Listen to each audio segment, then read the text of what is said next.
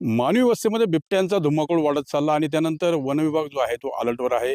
त्यातच विविध जिल्ह्यांमध्ये जर बघितलं तर जवळपास 37 जणांचा मृत्यू बिबट्याच्या हल्ल्यामध्ये झालेला आहे. त्यामुळे वन विभागानं आता उपाययोजना ज्या आहेत त्या या पद्धतीने करायला सुरुवात केलेली आहे. आता आपण आहोत अहिल्यानगर जिल्ह्यातील राहुरी येथील डिग्रज या रोपवाटिकेत. वन विभागाची ही रोपवाटिका आहे. आता या ठिकाणी 11 बिबटे जे आहेत ते जेरबंद आहेत. त्यामुळे नवीन पिंजऱ्यांची व्यवस्था जी होती ती गरजेची होती आणि त्या अनुषंगाने जवळपास 20हून अधिक नवीन पिंजरे जे आहेत ते या डिग्रज येथील रोपवाटिकेसाठी दिलेले आहेत. जिल्ह्यामध्ये पूर्वी 300 पिंजरे होते, आता त्यामध्ये 200 पिंजरे जे आहेत ते वाढवण्यात आले आहेत.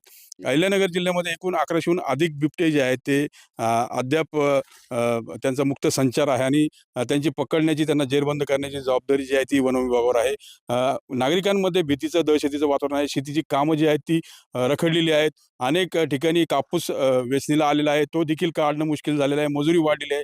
अनेक समस्या ज्या आहेत त्या या बिबट्याच्या वावरामुळं निर्माण झालेल्या आहेत.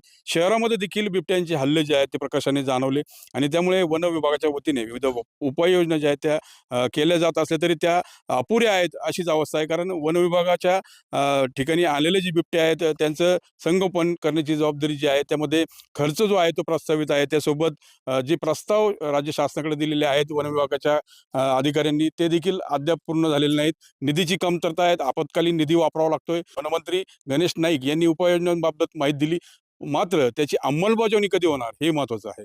मनोज गाडेकर, TV9 मराठी, अहिल्यानगर.